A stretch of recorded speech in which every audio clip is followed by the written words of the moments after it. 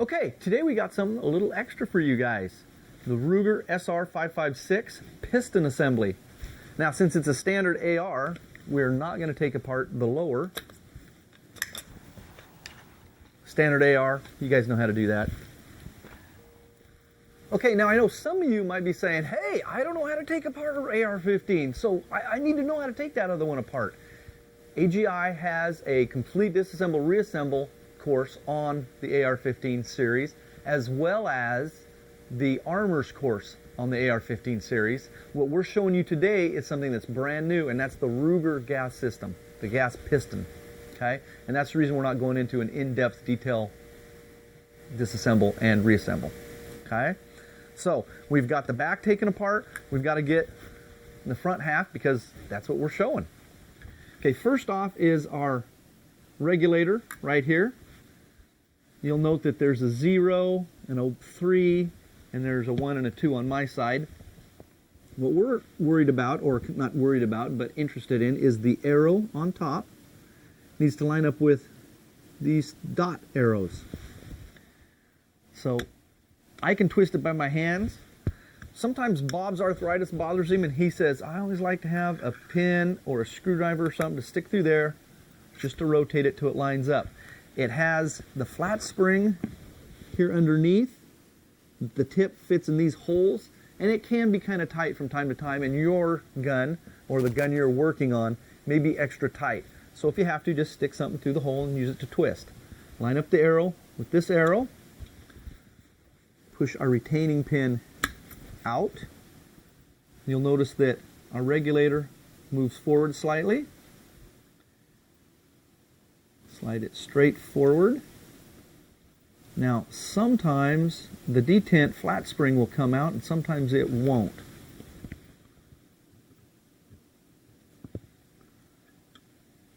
There we go. Detent flat spring.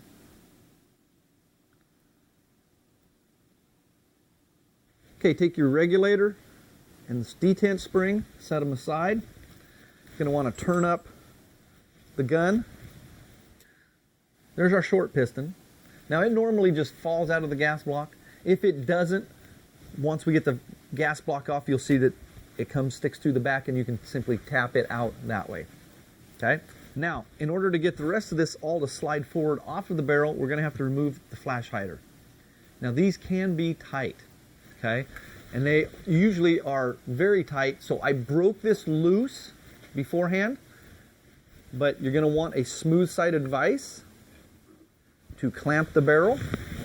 We'll use my ugly little vise. A crescent wrench to fit snugly on the flats of the flash hider, and a standard right-hand thread, so you're going to want to break it loose like that. Now, little trick. If it is very tight, push your regulator pin back in place, clamping the barrel, in your vise. Use this extension of the front base with the barrel snug to keep the barrel from turning inside your vise. Excuse me. You're going to want it so as you rotate this would touch your vise. And you want it actually touching beforehand so the barrel doesn't spin and mar up the finish. Okay? So with the extension on the front base resting against the vise, you can then break loose your muzzle brake. Flash hider. Unscrew it.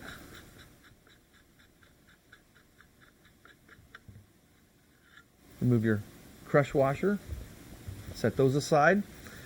Now, on the front of the base are 2 pins. Drive these out left to right.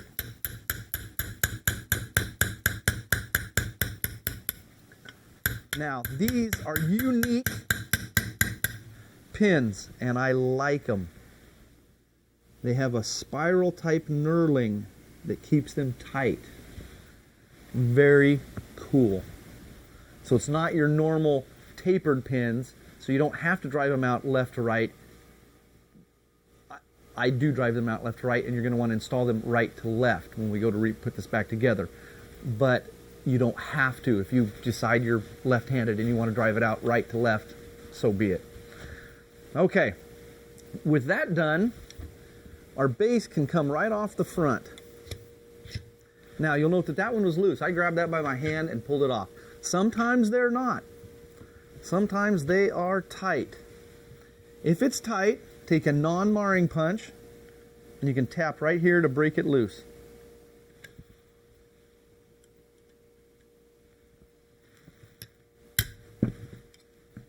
Once it's broke loose, you can usually grab them and pull them off. If you have to tap it all the way off, that's fine. The brass or the nylon punches work great for that. That guy slides off. Okay, here's our gas block, and here's our piston retaining pin. Okay, you'll note that there's a small hole right here. Now, if you look down inside, you can see that there's a hole in the retaining pin. Okay? I'm going to turn this around so you can see the back side. This looks like your standard AR-15 upper to lower takedown pin. It's got a detent and a groove. What it is, there's a spring and plunger in here. The plunger rests against this, snaps into the closed position to hold it closed, or in this position, open, snaps it into the open position. We've got to reach down and depress that plunger. That's the reason there's a hole there, far enough to pull the retaining pin out further. Now what I'll do is put my punch there. You can see the pin. You can see the hole all the way through it. And turning this around, you can see here is our plunger. There it is, little guy. Wouldn't you know it, our little spring doesn't want to come out, but you can see it right through that hole.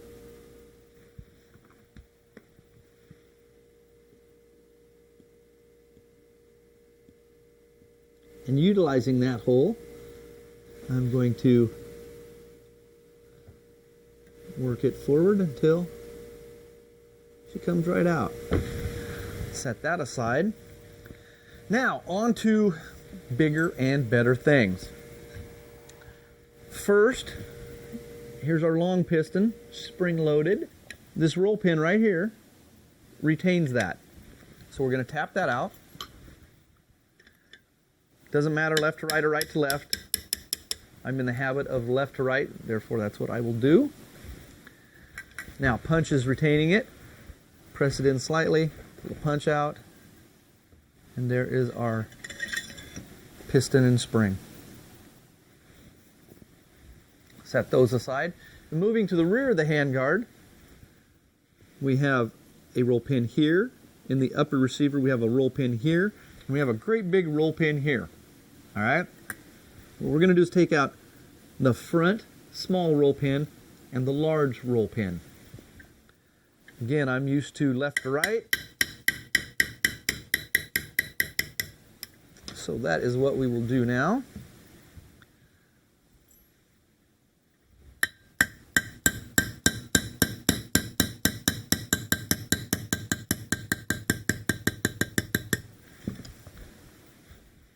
Okay, there's our large roll pin that retains our handguard. Now, usually these are snug. Again, non-marring surface here. I can grasp the forearm, come down smartly without damaging the barrel or the crown. Handguard comes loose. If that just absolutely freaks you out, no way, gotta be careful with my crown. Screw the flash hider back on. Give it a whack. Okay? Then you're extra sure you're not damaging your crown. But I didn't damage the crown the first time. So, anyway. Handguard slides off. Set it aside. Now we can see we have our receiver. We have our piston guide that rear roll pin holds in place in our upper receiver. Okay? In order to remove this, you got to drive out the roll pin, unscrew the barrel nut so that guide comes out the front. Okay? We don't remove barrels in our disassemble reassembles. So it requires special tooling. You got to have a barrel nut wrench that will remove the barrel nut. Then the barrel can come out, and then this can come out as well. Our forward assist and our dust cover are all the same standard AR-15. The barrel nut must come off to remove our dust cover pivot pin. So, like our piston guide, barrel nut's got to come off, and then the whole barrel can come off. That is the disassemble on the Ruger SR-556, and we'll show you how that goes back together in just a minute.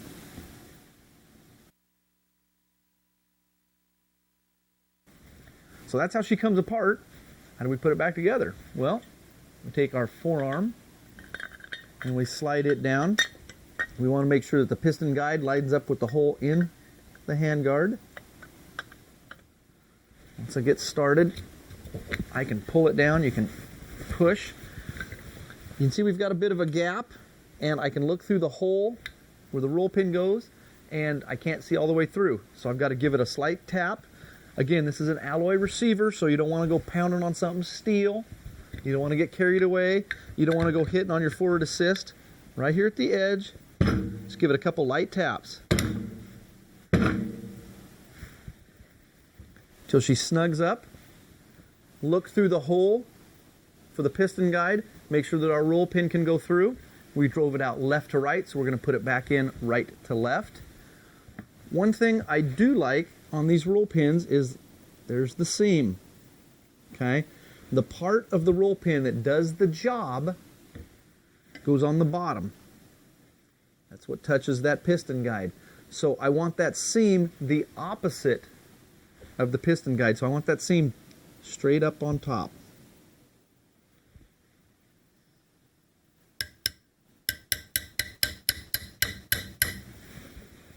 Get it started. Tap it down to flush. Turn it over, make sure she's flush there. Look down, make sure that our rails line up so nothing's cattywampus left or right. Turn it back over. Turn it over. We're going to go again right to left with our large roll pin. Same thing, has a seam. I want the seam on the bottom because the top part is what holds the handguard onto the bottom of the barrel nut.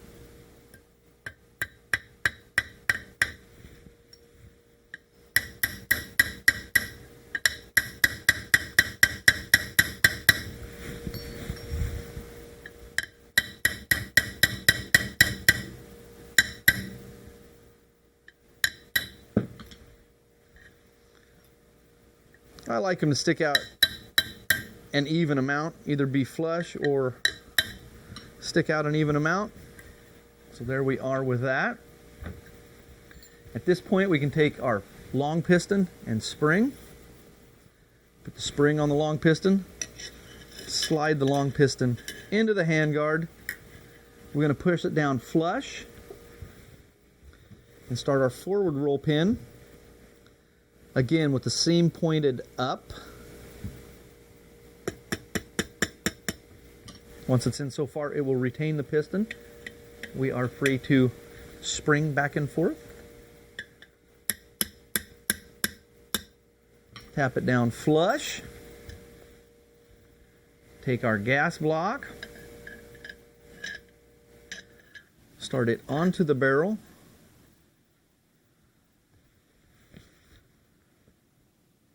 Slide it back almost into position. And I try to line up the sight rail. Press it back.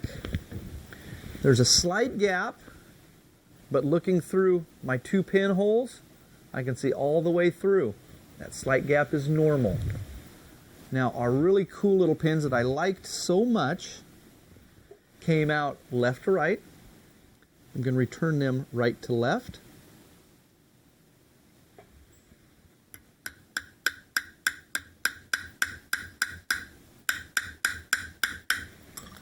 Now you can see as I started to tap those into place that while I was tapping, the sight actually rotated.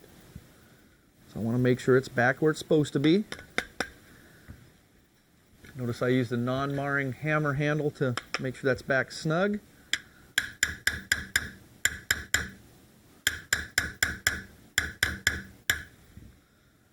Make sure our sight rails line up.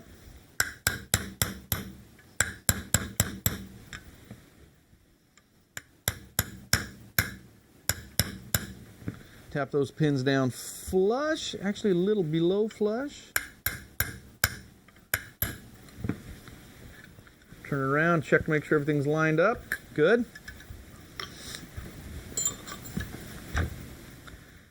Now,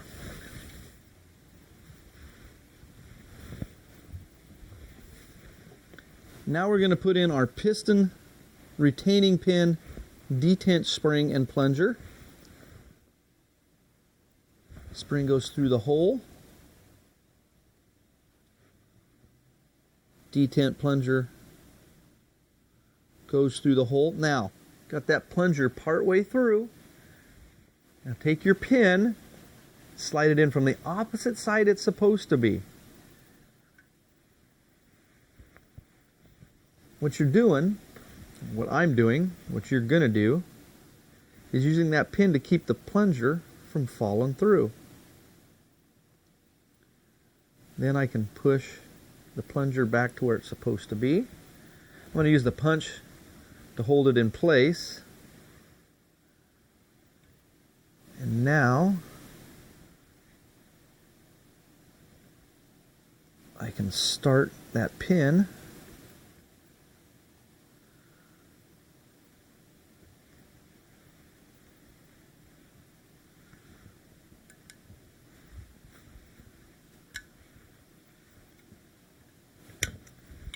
Won't come out. Ta-da! All right. Now take our short piston, start it into the hole. Take our detent spring and slide it at an angle like so, back up underneath. Turn that so hopefully you can see that. I'm holding that with my fingers to keep it in place. Now, remember where the arrow is right here? In this flat? That's got to slide in right like so. And you'll see that the spring has hit the bottom of the regulator. Pull it down so we can fit over. Slide that all the way back. You can see how we're spring loaded. Slide it back and rotate it. Now we're on 0. And actually I'm going to put the retaining pin in. There's 3, 2. Follow your Ruger instruction booklet. You want the smallest gas hole that still functions the cartridges that you're shooting at the time. Okay? Take our crush washer and our flash suppressor, flash hider. Screw it in on, screw it into place, screw it onto the barrel. Now, I'm going to use my ugly little vise to clamp our barrel.